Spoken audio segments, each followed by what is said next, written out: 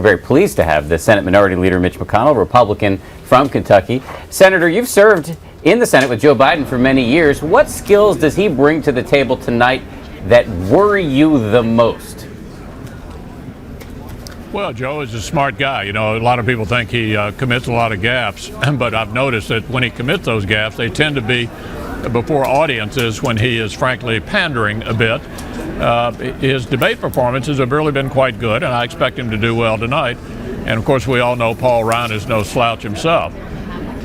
Well, Senator, going further on that point, you know, I was just reading through the Bob Woodward book, and you know, you were called there Joe Biden, I'm sorry, called the McConnell whisperer. Are you the Biden whisperer? And did you whisper anything into Paul Ryan's ear? I mean, there has to be something about Joe Biden, you know, that nobody else does, and that you could give to Paul Ryan as a little something special.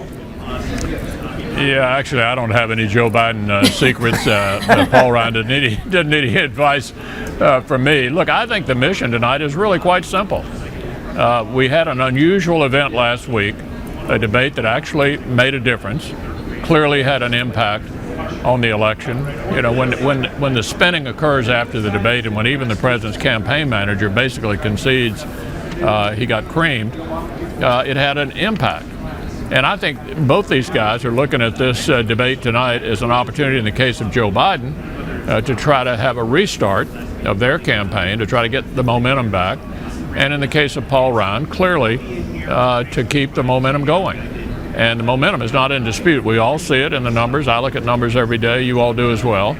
And there's no question that last week was a significant debate. And I think it raises the interest in this debate. Whether this debate ends up making a difference or not, we'll find out. But it sure has heightened the interest. I was here for the one at Center College 12 years ago. I don't think there was nearly the interest in that one that there is in this one. Senator, we're seeing some escalating campaign rhetoric about the attack on the American compound in Benghazi. I'm wondering, are you satisfied with the briefings from the administration about that attack? I know that you and the leadership of some of the key committees are getting briefings. Are you satisfied with the level of detail, the level of accuracy, and the level of frequency of those briefings? Well, we're finally getting the right story from the professionals down at the State Department, who've been saying apparently from the beginning it was a terrorist attack. I don't know where this notion that this thing was video inspired came from in the first place, and it leaves you with the suspicion that since the president was in the campaign going around reminding everybody that bin Laden was gone and that we were out of Iraq and that we would soon be out of Afghanistan, and implying that the war on terror was over, that the campaign just felt it was inconvenient that we had a terrorist attack that killed 4 Americans, as I say, inconveniently within a month of the election.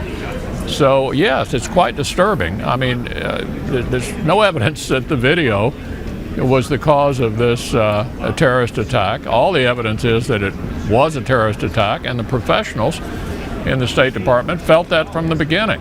So I think it's quite disturbing, and it should be an issue in the campaign.